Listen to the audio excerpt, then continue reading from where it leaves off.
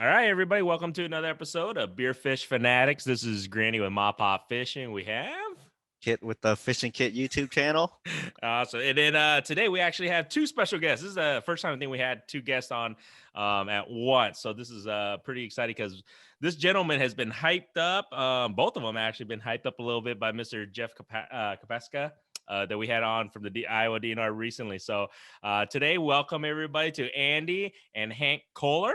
How are you guys doing today? We're doing great. All right, I'm doing fabulous. Thanks for having us on, guys. Awesome. Yeah, thanks for coming on. Yeah, and they're with Learn to Fish. So we'll dive into that a little bit because I have a lot of questions. It might bore you, but I have a lot daughters. I have 4 daughters that I definitely want to. I've got 2. There you go. You definitely know what it's like to try and get them into fishing. So that's why I want to pick your guys' brains. I'm pretty sure you guys know a lot about that. But so today I actually got, just so everybody knows, Beer Fish Fanatics. We got to drink beer. So today I got Back Pocket. I'm doing something new today. It's called Wake Up Iowa Coffee Stout. So if my wife is watching, she's a huge stout fan. Sucks to be you. I'm drinking your beer, honey. What do you got, Kit? All right, I'm kind of venturing away from Iowa. I usually do an Iowa beer on here, but I got this one out of Bend, Oregon. The Shoots. I think that's how you say it. Yeah. Yeah, hazy IPA. Nice. I always like my IPAs. I'm doing a little dark because it's winter time about. So what do you guys got over there, gentlemen? I like Kit. I'm an IPA guy, and I've got a Confluence of Des Moines IPA. And honestly, in my travels and beers that I've had, I literally think that the Des Moines IPA from Confluence is my favorite IPA. Yeah. So I do have one of those, but I do have to give a shout out to Keg Creek. I know Kapaska mentioned them last time, but a couple of my buddies, the Ducey brothers, Jeff and Mike Ducey, work for Keg Creek, and actually I've gotten to do some fishing with them. We've tangled into some catfish and had a few beers and had a great time with those guys. So shout out to Keg Creek. Nice. Well, I've got to drive back to Ainget tonight, so I wasn't going to have more than maybe one or so. But I thought I noticed down in Andy's cooler here, he's got this unique little flavor from a small microbrewery that is just starting to get popular in the area. So I thought I'd probably get rid of one of those so they can stock the shelves again. so anybody who's just listening to the podcast or watching this on YouTube, he has a nice little bush latte there. Bush latte. Bush latte. Iowa's favorite trick or treat candy. I think. Have you guys seen that little picture? Yeah. All right. Cheers, gentlemen. Thank you for joining us. Thanks for having us. Appreciate it. Oh yeah, that's good. I love me a good stout when when it's getting cold and everything. So yeah, definitely. I think the Keg Creek's got some great beer. I think I had that a couple weeks ago. So yeah, definitely give those guys a shout out. Hey, have them give us a call one day. We'd love to talk some beer with them. Definitely. Yeah, sure. No, I'll pass that along. Absolutely. Definitely. So other than that, like I said, we wanted to get you guys on because we want to hear about the fishing stories, and we want to learn a little bit. We want to get more knowledgeable in regards to fishing, especially around your guys' area. I don't get up there to fish too often, but definitely I think I'm going to go up there a lot more this year in your guys' area, up in the Ames area, at least in Boone area and everything. So if you don't mind, Hank, can you describe a little bit about okay, so everybody's got to go to Facebook, check out Hank Kohler's Learn to Fish. Is it like a guide service? Do you take people out to go fishing? Can you explain a little bit more? Because I see all the pictures that you post and everything. I was like, that is so cool. But then I see, I'm not sure. So what exactly do you do? I sure appreciate that. Yeah, I can give you the whole lowdown. But first of all, I'd like to mention watching some of Kit's videos and pictures and that.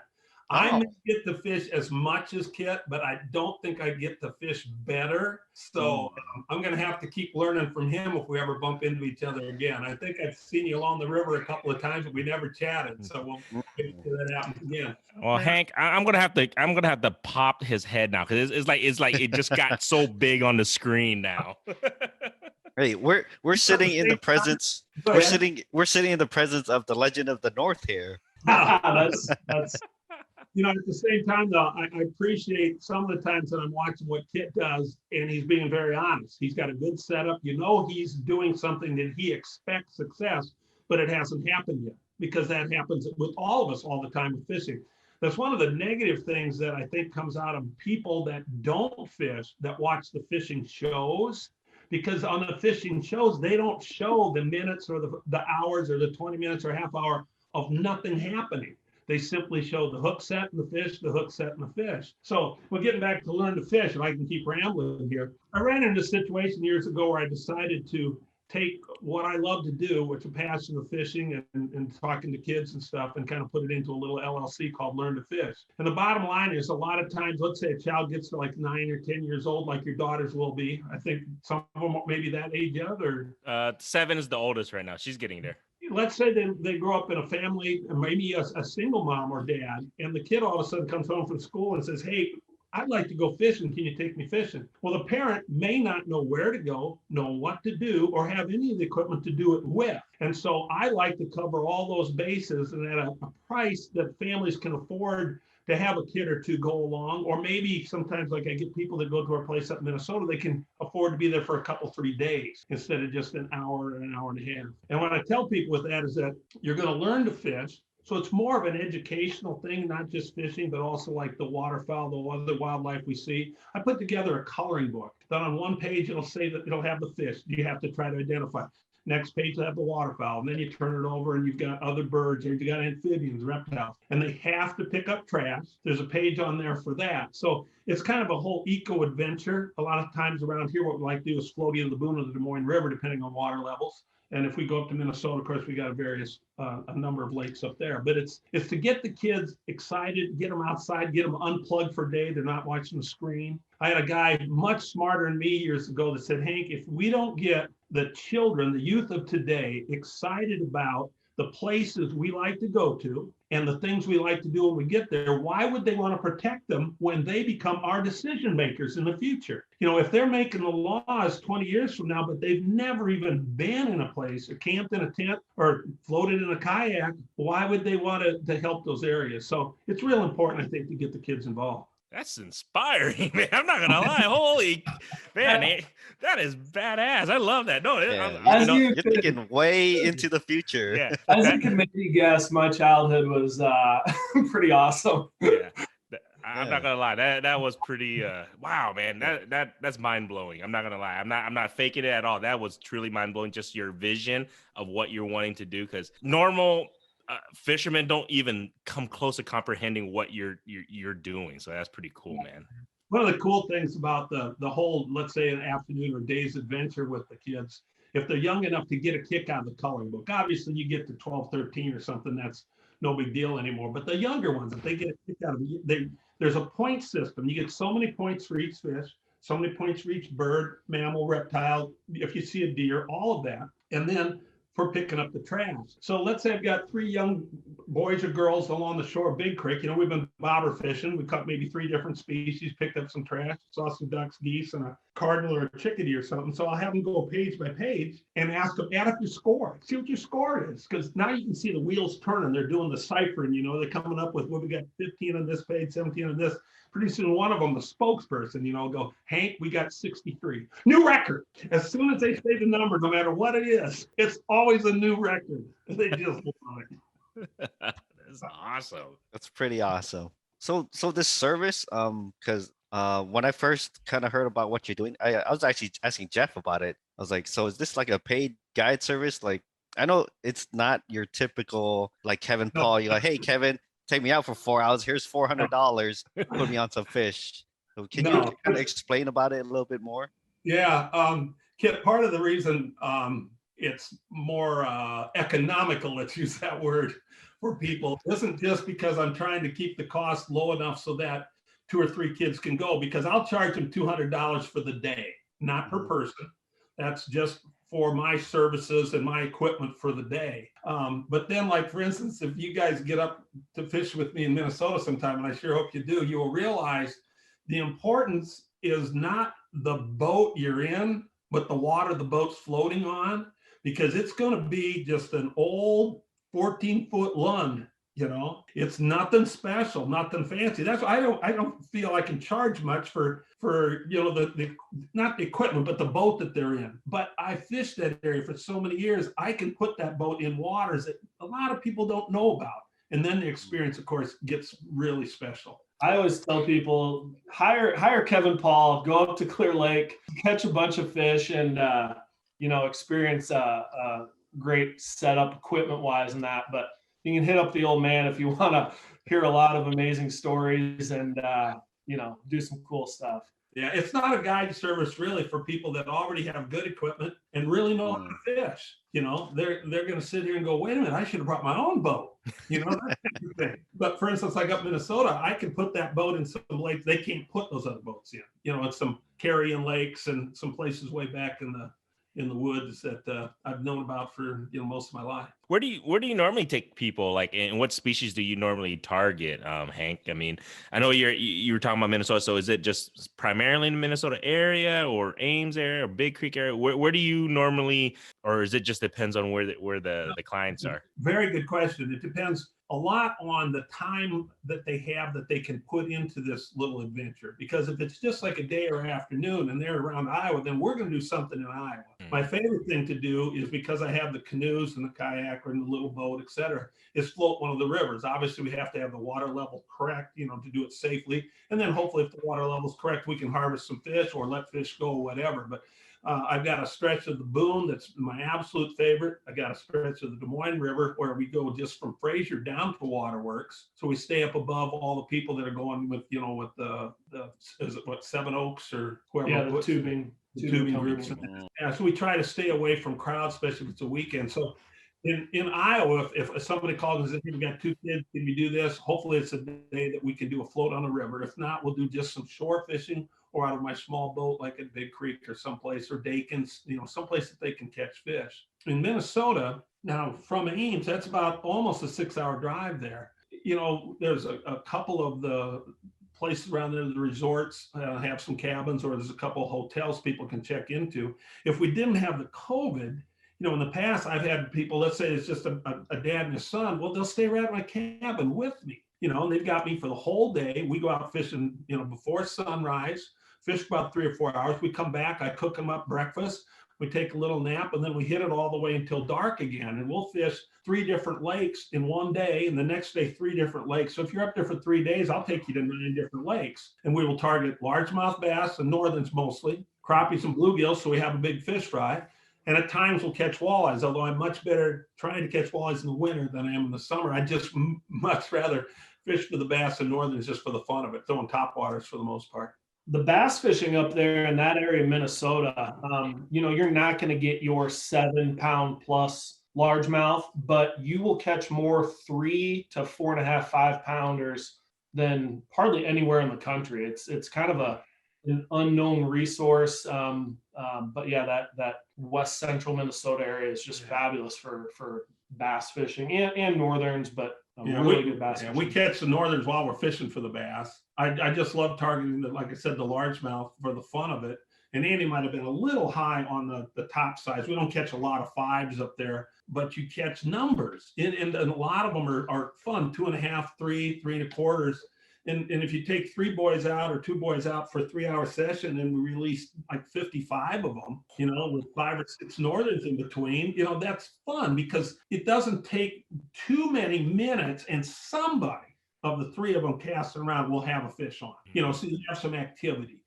Very seldom you have long downtimes. So that's what's fun. Gotcha. Is there a specific age, like minimum you would recommend to go? I guess recommend, I'd have to say it'd be nice if they're like 9 to 10 or above. Okay. Although if, let's say, a parent and says, and they're going to take just one child and they'll go with, So now I don't have to worry about the concern of, how they're acting. Parenting. Yeah, parenting. I can just talk about fishing and hopefully show them how to catch fish. And I take the fish off and do all that for them so nobody gets boogered up and stuff. But yeah, if a parent comes along, then they certainly can be younger. I always tell the clients when I talk to them, I said, the very first thing we're going to do is be safe. The next thing we're going to do is be comfortable. And then the last thing, hopefully, if the fish help out, we're going to be successful. But if you hire me to just take 2 guys out for an entire day for $200 up there in Minnesota, we are going to be successful. We're going to get like I said, it certainly isn't the boat. The equipment's the same as other people. It's the water that we go to that helps. Definitely gonna have to get the kids once they get a little bit older, because right now they're 7, 5, 3, and 9 months. So I'm a little You got a whole basketball team, don't you? almost. That's what everybody keeps saying. All my buddies like, dude, come on, one more, man. You can do it. I'm like, nah, I think I'm good, guys. I'm sorry, man. You got great years coming up. Great years coming up. Kit, what do you have for kids? 0 and 0. I'm still. Kit, you got some great years coming up. I got one kid right here. Yeah. Hank, I've always heard you're a great storyteller, but there's one story that I want to know about you. I heard Did something. Pasca tell you? A little bit. He kind of, I think he called you Legend of the North, and he told me about this little book called The Water Goes North by Dennis Weidemann.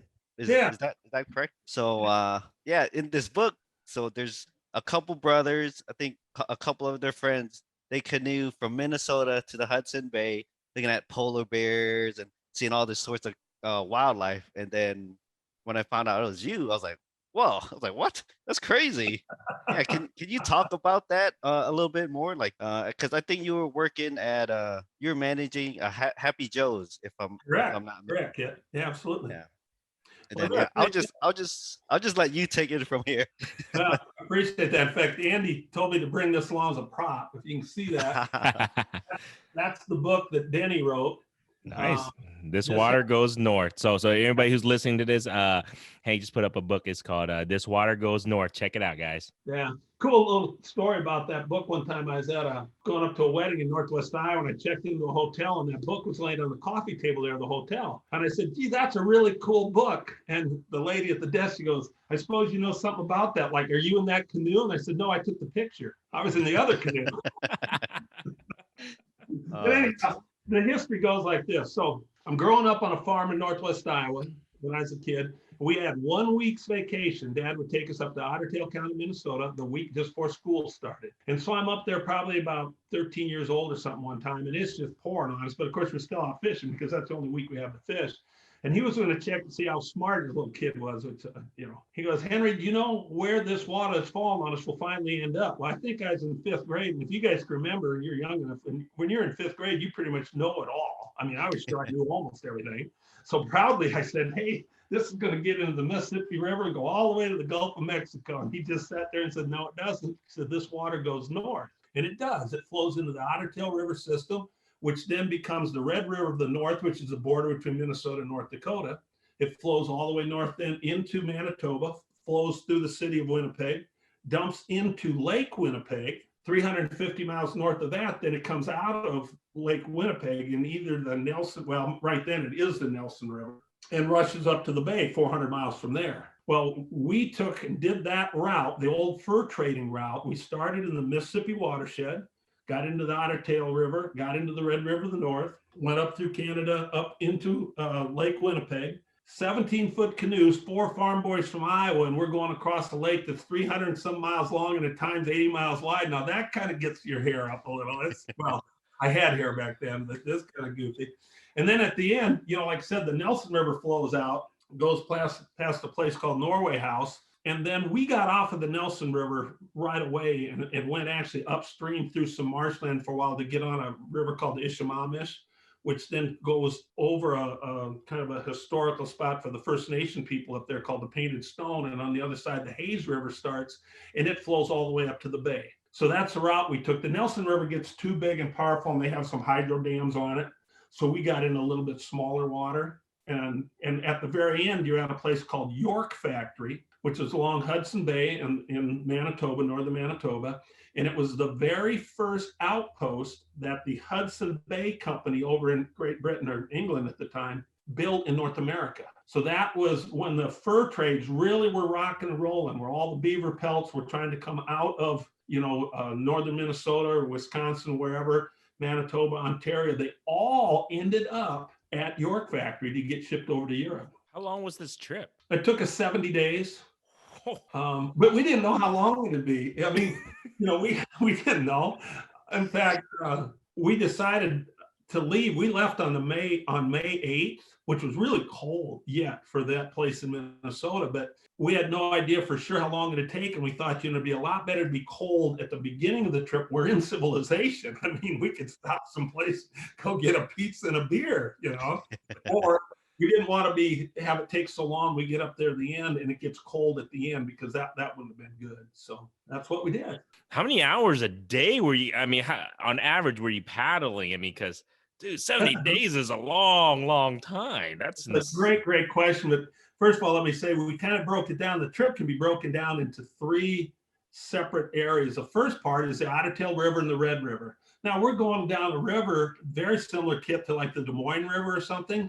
Although it was kind of flood stage in 79. So we're going through agricultural land. We could look, all we had was because there's no computers or GPS or anything. So even up north, we just had some maps I found over at Parks Library at Iowa State. But we would look like at a state, traffic map, just a regular road map, and say, hey, look, there's a bridge up there. And only 2 miles down the road is the town of Neilsville. Let's stop there and camp and walk into town and see if there's a bar or something. So those days we would paddle from like 9 in the morning until 7 at night. You ask a farmer if we'll set up a tent or just set up a tent. Then we go find some place, or we'd cook hot dogs or macaroni and cheese or whatever. We're still in civilization, so we could go to a bar if there was one around, or we just go get some milk and bacon and eggs, because we had a cooler in there. We could still keep things refrigerated. So that's the first third of the trip to get you into Lake Winnipeg. Now, Lake Winnipeg, you got all of that distance with nothing except maybe, at Barons River and Princess Harbor, we could get some supplies if we needed to, but basically there's nothing around there. And it's so scary to be on such big water that we told ourselves that we are going to paddle anytime we can, because that's the one part of the trip that could have stopped the trip. If the weather really got to us, we couldn't have kept going in those small vessels on such big water. And I'd actually taught myself how to use a compass to not just say, hey, there's north or south, but to look at a map and set a bearing going on, exactly the reading we need to follow, so that there are times, instead of following real close to the shore, we'd look at a bay, and I had on the map that if we go at this compass bearing, we'll get to the other side after like 6 miles, and it's 2 miles inland. So we would make kind of educated guesses on the safety of whether we should try to cut that bay or follow the shoreline, because we follow the shorelines all the time and it takes almost forever. So on those days, and we had a bet that I said I thought we could canoe that in 10 days. And as far as we know, nobody's ever done that in that period of time. But we were pretty, let's say, motivated, so to speak, to try to get off that lake.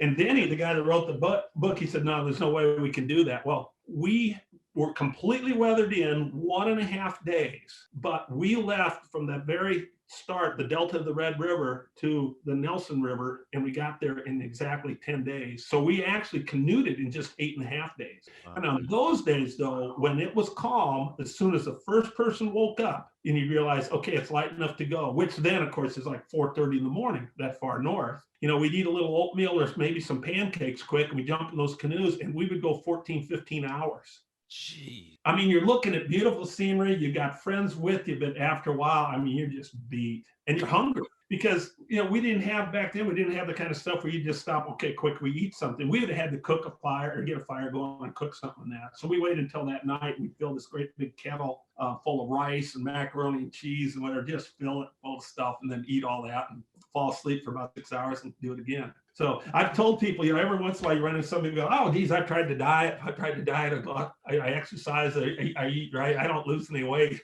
While they exercise for 25 minutes every third day or something, I tell them, if you want to lose weight, try a moderate, repetitive exercise for 14 hours a day for 10 days. You'll lose all the weight you want. And then from there on, getting back to how the rest of it was, now we got this 400 miles of pristine Manitoba wilderness with fabulous fishing for walleyes and northern pike. So we went slower to enjoy it. In fact, a couple of places we stopped for 3 days in a row just because it was, why leave? It was beautiful. One of the things that I always think is fascinating about that trip is the equipment they had, and just how heavy and it wasn't anything like what we would utilize today, or even to go down the Des Moines River for a weekend.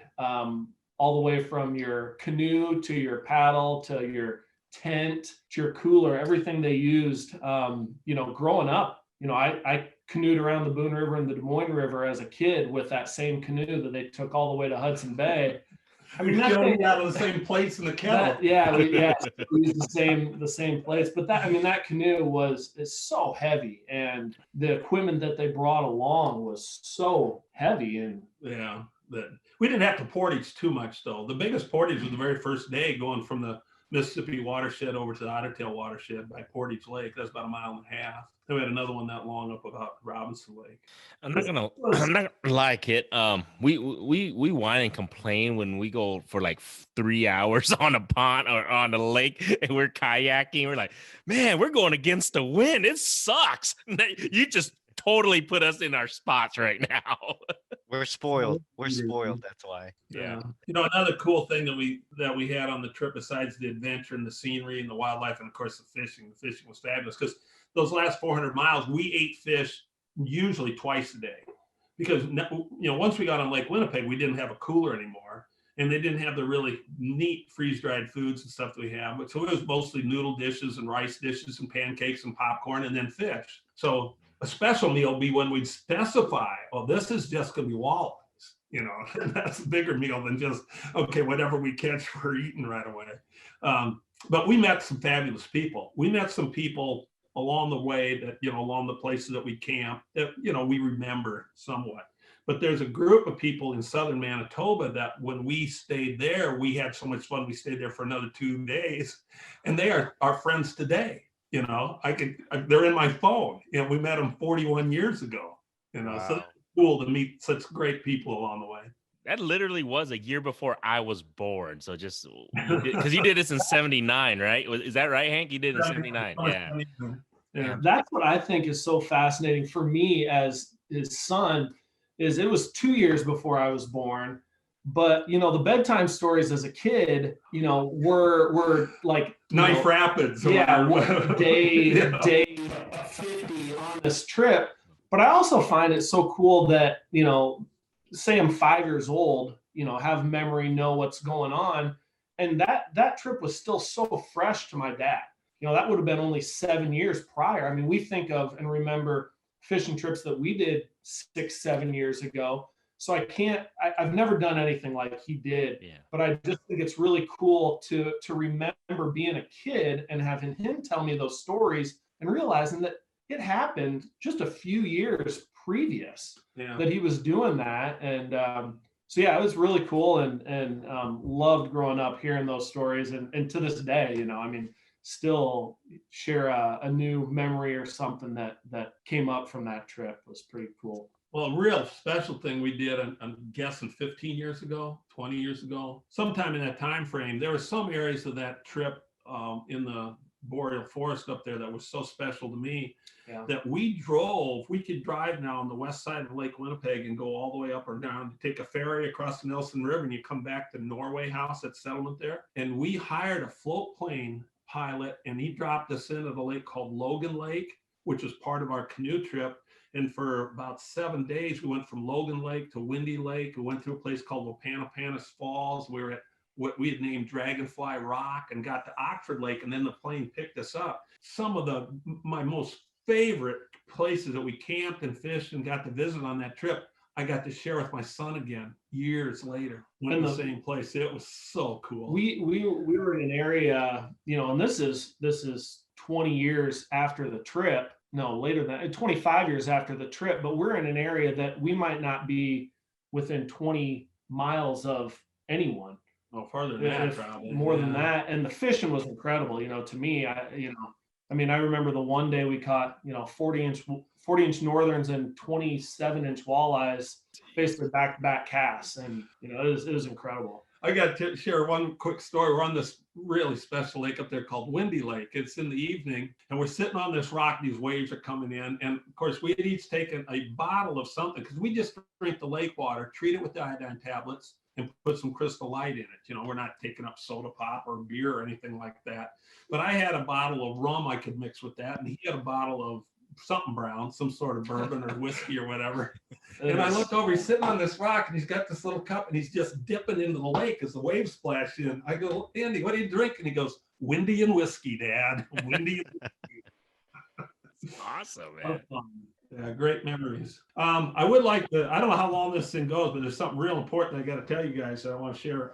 Go ahead. This is extremely exciting. So in 1979, as we've talked about, we canoed from East Leaf Lake, Minnesota, all the way to where the water goes north, as far as the water goes north. Well, this winter, I was crossing that stream, that Leaf River that comes out of there, because actually there's where we had to portage to get into the water that does go north. But if you just start there, the water goes south. And I was crossing that stream this winter. I thought, why don't I go the other way? It'll almost be easier. It might be longer. So it's going to happen. We're putting together, I've partnered with some fantastic people at a place called the Iowa Water Center, which is a spinoff of Iowa State University. And then they have gotten a hold with some more brilliant people from the Iowa Natural Heritage Foundation. And we're going to partner with the National Mississippi River Museum and Aquarium up in Dubuque and do this as a fundraiser to try to help fund their projects for mostly for the youth. What they call it? Something about education center. Yeah, or something? yeah. It's an acronym for care, conservation, and something. But we're going to try to. I am going to try to do this as a fundraiser to help not only that museum and the aquarium, but to, in the long term, fund their youth education program. So he's going to canoe the Mississippi River to the Gulf of Mexico now. Wow. That is insane. How long? Now, What are we doing next summer? I mean, not that. I'm sorry, but that is so. Where will you start and where would you end again? So you Okay. would. when we went north, we started at East Leaf Lake Okay. in Oxnell County, Minnesota. When I go south, I'm going to start the very same spot, the very same access. And I'm going to go on the Leaf River for about 3 days. It's very small. It's only about 10, 15 feet wide. So I actually floated it with my kayak most of it this summer because I've never been on it before and it's so small. I didn't know what kind of obstacles I'd have, beaver dams or fences or something like that, but it's doable. There's an area that I call the fire swamp that there's so many trees down, you have some problems with that, but it's doable.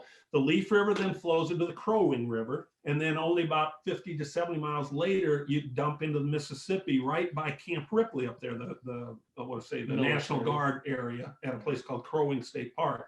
And from that point on, then, take it down to the Gulf. So I'll have about 100 miles of the Leaf and the Crowing River, and then not all of the Mississippi then, because when I join it, I will have cut off about 150 to 200 miles of that. So my total trip will only be about 2,150 miles.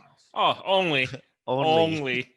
Oh my goodness. What am I doing? And the current's just going to keep going. I'm going to lose my fishing buddy for the, 4 or 5 months that it's going to take. But when are you starting? When does that begin? My target date is to start June 13th.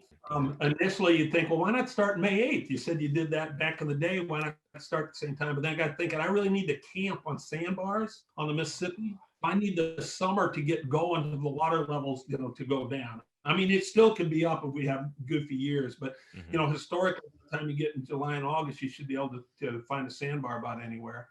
But I didn't want to start too late because, as you know, the way climate's going now, I don't want to get way down south and have the hurricanes coming in. Oh, yeah.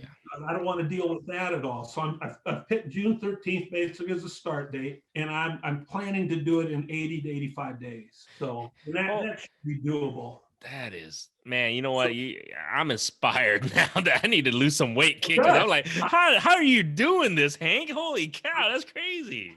I'm going to start enlisting people because I need somebody to be in that canoe with me almost all the time for 3 reasons. One, somewhat for safety, because you're better if you have somebody with you whenever doing something like that. Mm-hmm. Secondly, obviously, I'd sure like the companionship. But thirdly, I need the speed. If I'm going to do it in 70 to 80 days, I can't be paddling by myself. I got somebody else, making the thing move around. The main thing, why I'm doing, when we did that fun trip 40 some years ago, we did it for the challenge, for the adventure, and for the fun. I mean, who wouldn't want to quit their job and float down a river all summer and see things you've never seen before? Well, I'm kind of doing this for the very same reason, but I decided to kind of put it into a fundraiser too, because I have gone to so many neat places, but just by looking at them and enjoying them, I haven't helped them. I can't make them better. I can't make them last longer.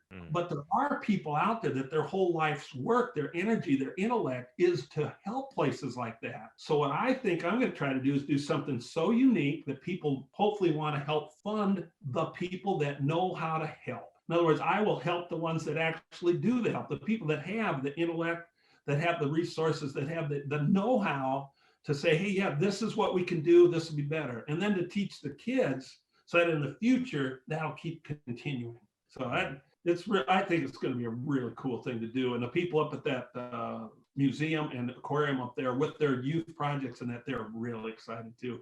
And that trip's going to go by 10 different states. And all of these states have entities that are doing that, trying to teach. Wow. Let us know, because what we can do, Kit, though, we can keep tabs on you weekly, because we do our podcasts weekly. We can just kind of update everybody really quick. Where's Hank at today? You know what I'm saying? Well, these people that, you see, I think I know how to float down a river and camp on a sandbar. Okay. I know I'm not an expert or hardly anything, but I know I have no expertise in fundraising and that, but these people do. So they're going to have me with like a GoPro and a Twitter account or all kinds of things. I may be. Look at Andy. So people would listen to Andy's like, oh boy. I have no technology, but there's going to be an ongoing thing, as we go along. Say, this is where we're at. Like, where's Waldo? Where are we at, and what are we doing? That's so cool. We'll keep tabs of it. What we'll do is we'll check in, because we'll see where you're at. That's gonna be so awesome to see you do that trip. That's pretty cool. Well, I appreciate that. And unless somebody comes up with a better name for it, I think we're just gonna name the canoe and the whole thing One for Water. Just the word one and then the number 4, water. So it's coming up next summer. Well, that's pretty sweet. I mean, that's like, and you're doing it for a noble cause too, just to like raise awareness and raising funds. Man, I mean, there's not a lot of people that can say that, like, oh, like, besides just as a hobby, it's kind of like I would call like a passion project for you. Passion. Yeah. Right. But Kit, there's a selfish part of this too, and you'll find this out if you ever get to lucky enough to be as old as I am. I really need another challenge. I want another adventure. I just read a book a while back about magic. This guy's actually from Iowa, Nate Staniforth, and he said that as we grow, initially everything is wonderful to us because it's so new. But pretty soon we get older and we make everything become ordinary. And as we get older, then we need to get out of the ordinary and actually look for things that create the sense of wonder again. And a trip like this will be full of wonderful moments. A lot of times people will say, well, like a 70-day trip or an 80-day trip, that's too intimidating. You can't possibly do all that. Well, you don't look at it that way. Don't look at it as 70 or 80 days. You look at it as a day, followed by another day, followed by another day. And how do those days then connect? So every day you get a sunrise and you're going to get a sunset. Sandwich in between an adventure that gives you some sense of wonder, and wake up to do it again the next day. And pretty soon you've gone a long way and had a ball. Man, that's like words to live by. No, hey, Andy, you that's a wise father you have there, brother. Either that or just full of BS. A little bit. Hey, never know. It's all right. Or BL. Aren't we all? Just a little bit. Cheers, guys. That's awesome. Cheers. You ice fish quite a bit too, yeah, up there north. So what's because ice season's upon us here, especially up there north. It's we're almost there. So what are you guys what is your plans actually right now for the ice season, Hank and Andy? What do you guys planning to do? First of all, I love ice fishing, and of all the things that I love to do, ice fishing might be one of the only ones that I consider I'm actually okay at, like decent at it. I love to do a lot of things, but yeah, we're pretty good at ice fishing. A lot of practice, I guess. A couple of things I want to say. First of all, this guy, he will find first ice in a couple of weeks. I'll just drive far enough north. It may be Manitoba, but he will be ice fishing right after Thanksgiving. And I can't get into Canada though. Oh shoot, that's true. Yeah, we had Jay Siemens on up there from up north, and he's like, yeah, they're not letting anyone in Canada unless you're a what is true, that? Like what do you call those those first responders or whatever, unless First responder or whatever. Yeah, because they're not letting anybody in Canada right now. So another one, we all fish Big Creek. It's and ice fish Big Creek. Growing up, my dad had a permanent shack on Big Creek. Through the 80s and everything. And I tell people I learned to drive. The first time I ever drove a vehicle was on a frozen lake, and it was on Big Creek. Oh, I mean, my sisters and we drove on Big Creek. I figured they couldn't hit much. And it's at the bottom of the lake. Yeah, but that's another thing that I think is kind of fascinating. Maybe it was just stupidity, but in the 80s and 90s, I mean, we had winters that we had 15 plus inches of ice on central Iowa lakes consistently. Yeah, it seemed like all the time. We were driving, on those lakes. But no, back to this year, I love to ice fish, and I've got a Lake of the Woods trip planned in early January. But like you guys, I love to ice fish Iowa. We love to ice fish Iowa, and there's been many times that we've driven, 10 hours to northern Minnesota to ice fish and target walleyes, only to come back and the next weekend go to a lake in southwest Iowa and catch 25-inch plus walleyes. That lake that Kit's always on. that are bigger than what we did 10 hours north. And we're very fortunate that we've got fabulous bodies of water that when we do have cold enough weather that we can get on them. And I love to ice fish Iowa, but also way up north in northern Minnesota. So what's your target species through the ice, Andy? And Hank too.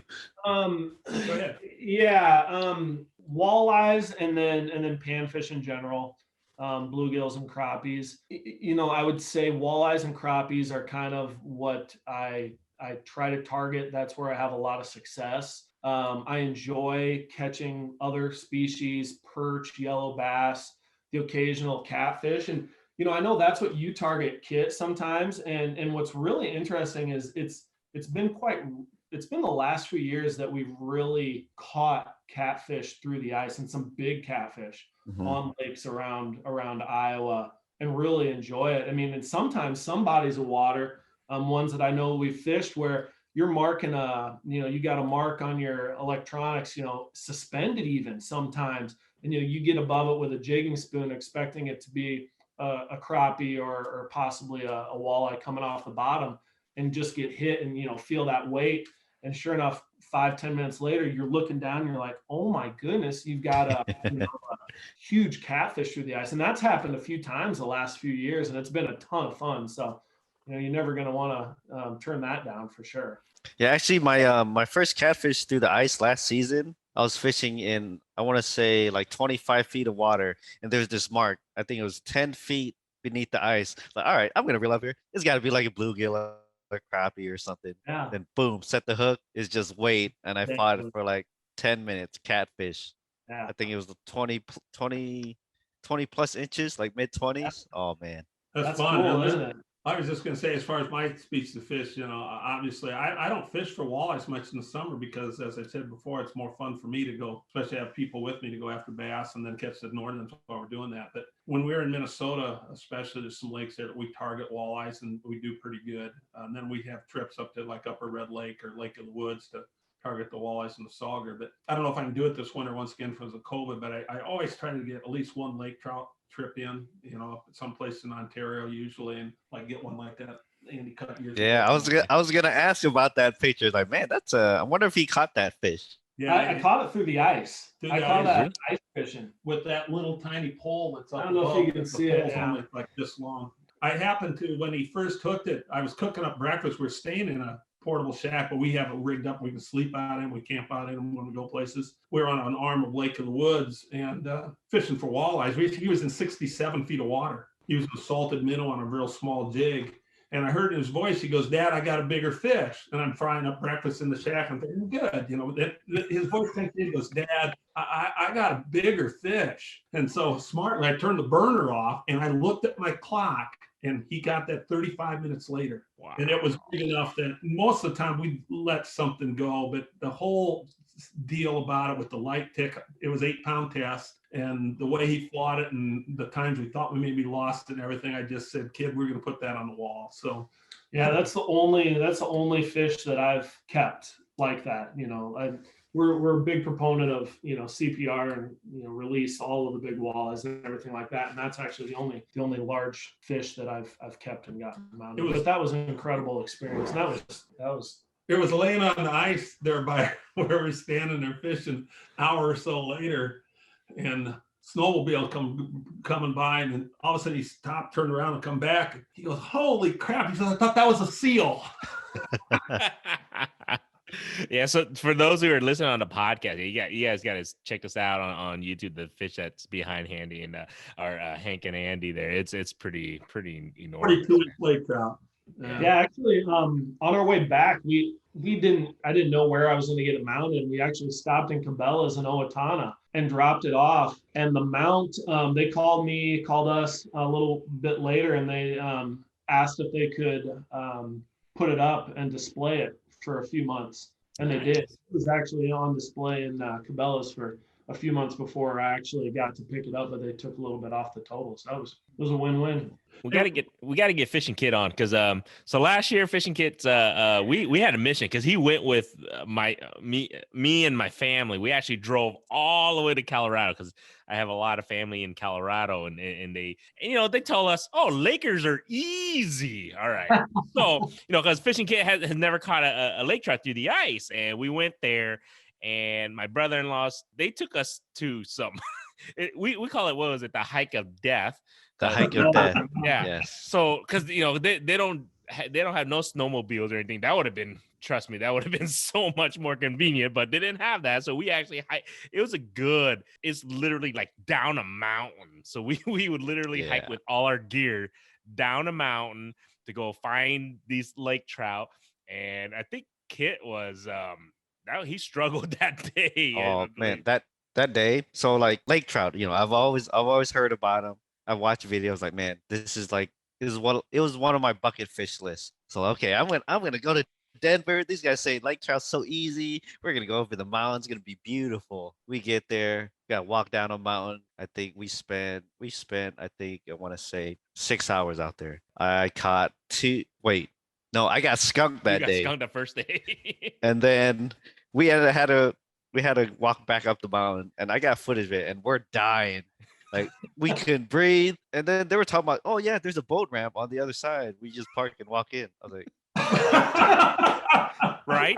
That's exactly, we're like, no, you guys gotta be kidding me. He go, but this is the most direct route to where the spot is for the fish. We're like, because you keep in mind, we're coming from Iowa, where they're mile high, so they're used to the air, and then they take us up into the mountains, so it's like literally probably almost 2 miles higher. It's just, so me and Kit here, we're just like huffing and puffing. We're like, man, this is just horrendous. Just to get skunked. Oh my God, it was rough. That was rough. Yeah, the lake trout is a monkey that's been on my back. I did end up catching like 2 little ones, but I'm looking for one of those on the wall there. Yeah, those are harder to catch, but a lot of times places we go, we get like the 4 to 10 pounders, and an 8 or 9 pound lake, or you sit there. Usually we're just jigging like white tube jigs or something. Usually jigging, the white tube jig seems to work better than anything, and you sit there and you jig and you jig and you jig, and pretty after 45 minutes, so you go, why am I doing this? About that time, one of those donkeys hits you, and you watch your line disappear, and you go, that's line doing this. This is pretty cool, Yeah. The ones that I caught were 2 pounds, if even that. And the crazy thing was, because my brother-in-laws and their friends are just like, this is rare. This never happens. We never get skunked like this or this struggle. We're like, yeah, right. They go, yeah. It never struggled. It just, for some reason, they go, it must have been the bad juju you guys brought from Iowa, man. That's what they were saying. So we're just like, hey, I was just trying to get Kit on a nice lake trout, because I thought it was easy too, because every time I went there, I was able to catch some, and then all of a sudden, for some reason, that trip we just struggled. And hopefully this year we can try and get them on a better lake trout adventure this year. Hopefully, we'll see what COVID how COVID Yeah, goes that's- first. Now, hopefully, a year from now, after everybody's been vaccinated and everything, it'll get almost back to what I don't know if you can say normal again, but what we hope to be able to do as far as our travel and that. So, and our gathering. Yeah, I mean, has that affected you at all in regards to that? Or, I mean, in regards to, taking families out and stuff, with COVID and everything, how has that affected you now? Yeah, it has, as far as, some of the people just, it's just not smart to do it. And then, like I said, too, like I just had a group of 3 really nice young boys. They're from Grimes, actually. And they came up to the place in Minnesota last month, but of course, I didn't have them stay with me. So then they their mom and them, they had to find another accommodation there because it just wouldn't have been safe, so. Those 3 boys, they have a YouTube channel, don't they? I think I know who they are. do. Yeah. They do it for waterfowl hunting. Trying to remember exactly the 3Ds because it's Drake, Drew, and Dylan. So it's like 3D waterfowl or something. Yeah, they were showing me pictures. They shoot better than I do. I can guarantee you that. Yeah, I'm friends with their dad on Facebook. So I'll put all the information about their YouTube and stuff on here. Do you know their dad very well, Kit? Just through Facebook. Like they kind of contacted me through YouTube, and then we just interact through Facebook. So I haven't met them yet. I haven't met their dad because their mom brought them up there and that. But as I told her, so their ages were, if I get this right, like 14, 11, and 9 or something right in that age.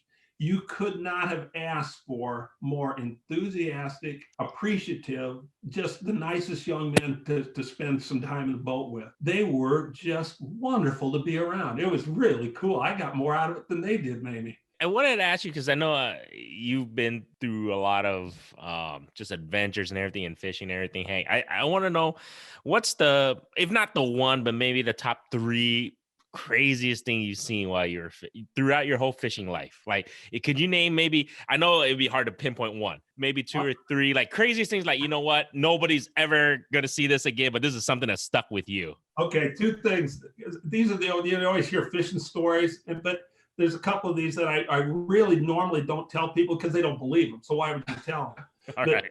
On Lake of the Woods, we're out at Garden Reef about 4 years ago, and this is an April trip then, so it's really nice out, but the ice, of course, is still so thick. One of my brothers, unfortunately, he's passed away a couple years ago, but he was fishing next to me, and he's trying to jig up this walleye, and he's using a little teardrop thing with a minnow head on it, and all of a sudden he goes, good, I got one. He says, this is probably going to be a good eater, and he's starting to reel it up. He goes, oh, son of a gun, it got off, and he brings up his teardrop that's still there, and he's got hooked to his teardrop a brand new sonar, red and white, that hadn't been there before. Obviously was stuck in the mouth of either the walleye or sauger he had on. What?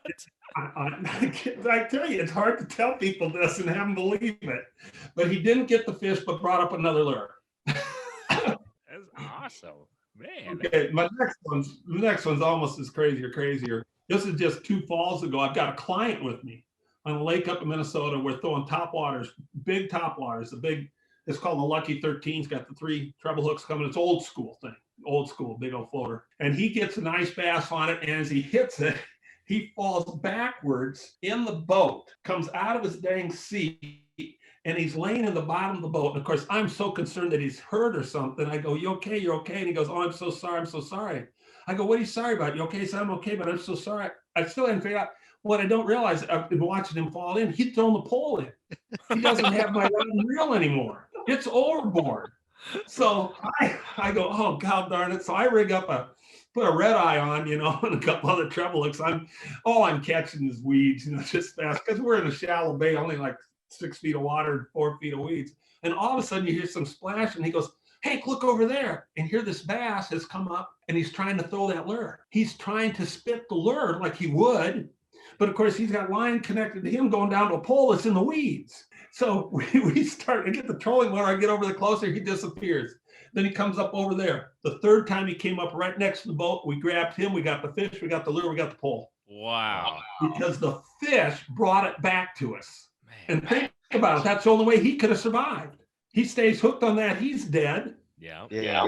But true story. That's amazing. One time you hooked your a lure in the back of your head in Costa Rica, and the guide didn't want to cut it out, but you didn't want to stop fishing, so you had him just cut the line, and you kept on fishing that day with a lure stuck to the back of your head, bleeding all over. Yeah, but Oh, you forgot about that one? no, we were down there on a tarpon trip, but one of the afternoons, the guy's name is Speedy, really nice guy with broken English. He's taking us upriver. Now we're fishing light tackle for all kinds of things.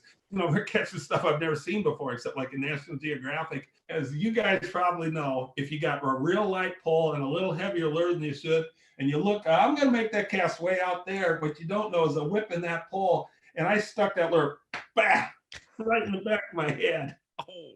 And so now it's stuck in there. But, you know, we're way upriver. We're having fun. So he actually took, I said, Speedy, I said, cut that out of my head. He go, oh, no, boss. No. That's not for me.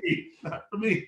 And I said, well, take your cutters and at least cut the hook off the lure. But I said, leave a chunk of that hook so that somebody else can kind of get it out of there. So, yeah, he cut the lure off and left the chunk in my head. And then we got back to the place and had a few rums and pineapple juice or whatever and let the guy cut the thing off the top of my head. Oh boy, Hank. Holy cow, man, that is insane. You're a true fisherman. Yeah. You guys stuck a lure in your head? I never have.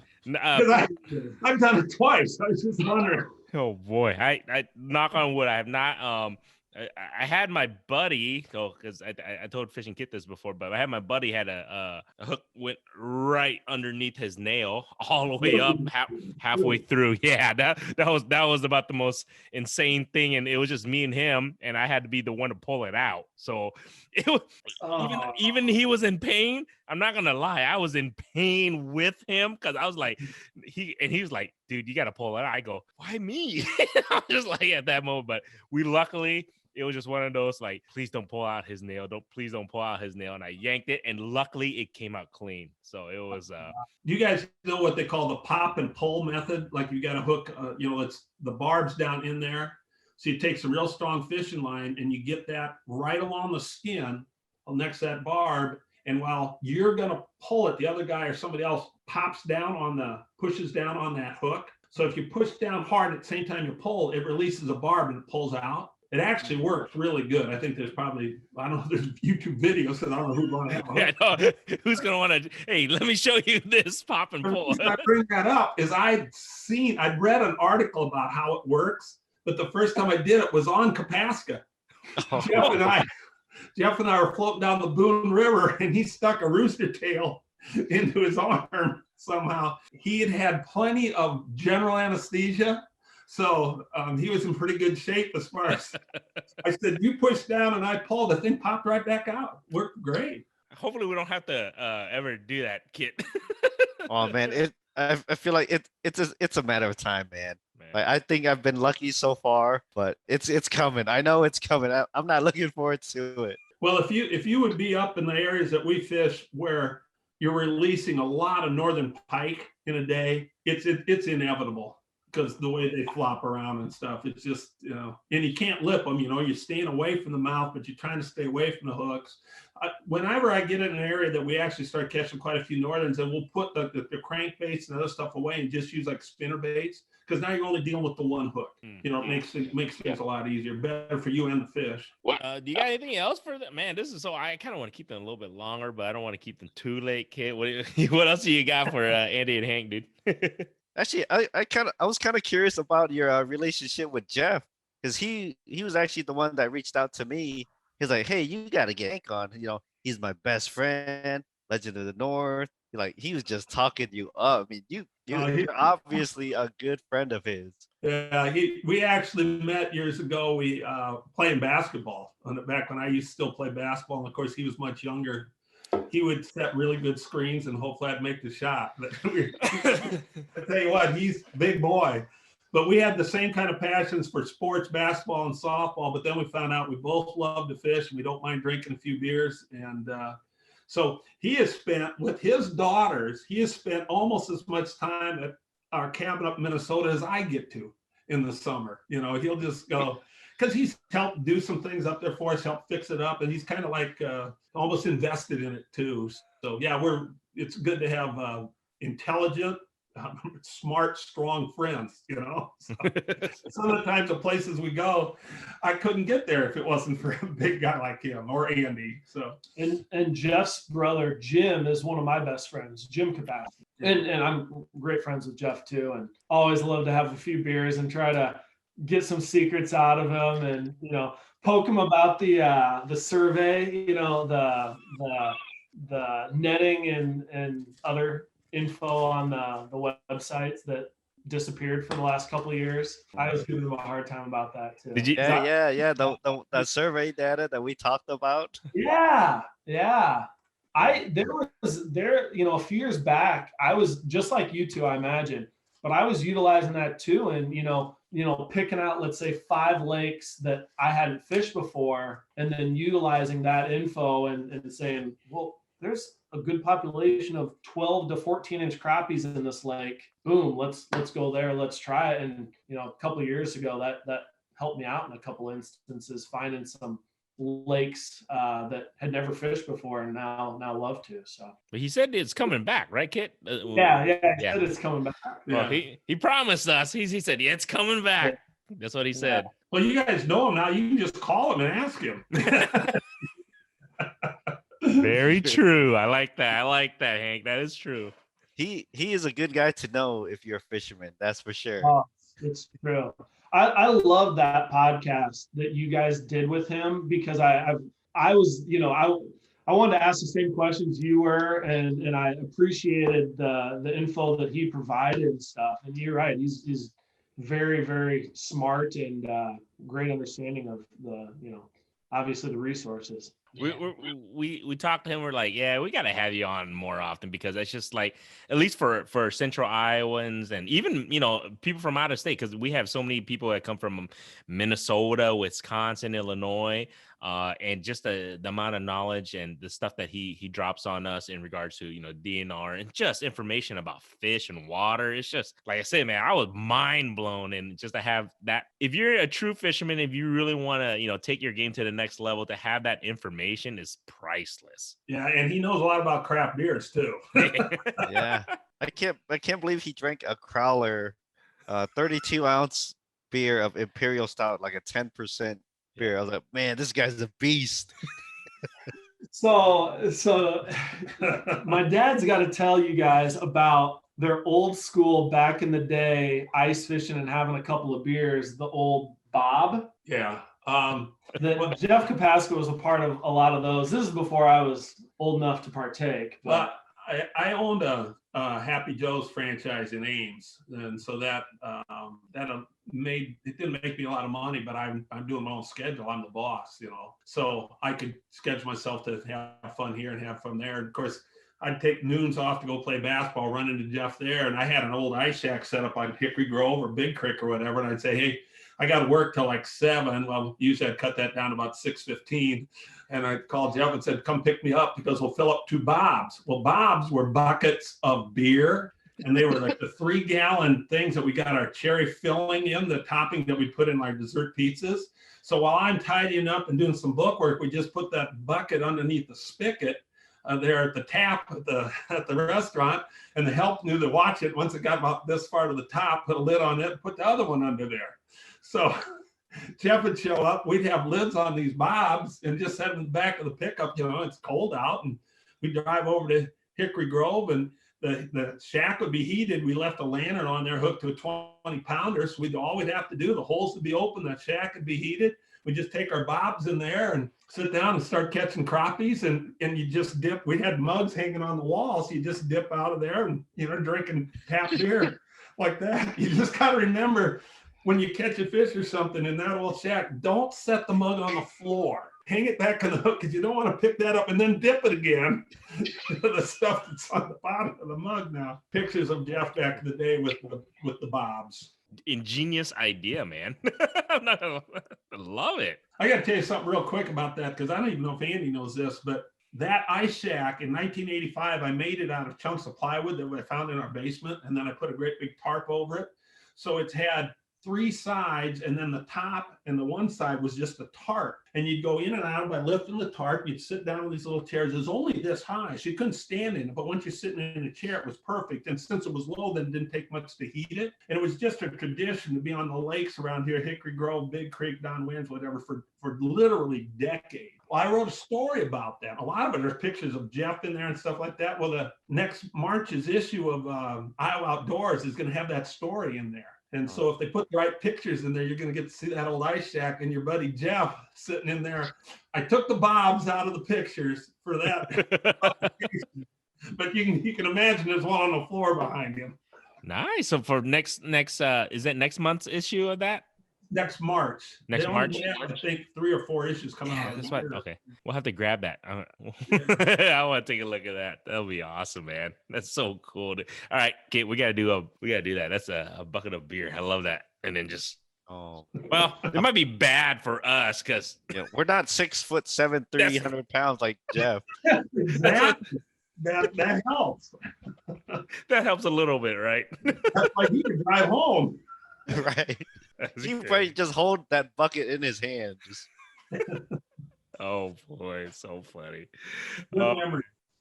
But this has been awesome, man. Anything else, Kit? That's a great question. Okay. Before we wrap things up today, Andy and Hank, if people want to get a hold of you, you just want to throw out your social media out there, Facebook, and if they want to utilize your services, you can throw out your information for that. And what does Hank's Learn to Fish have in store in the future? Well, in the future, I won't be around next summer.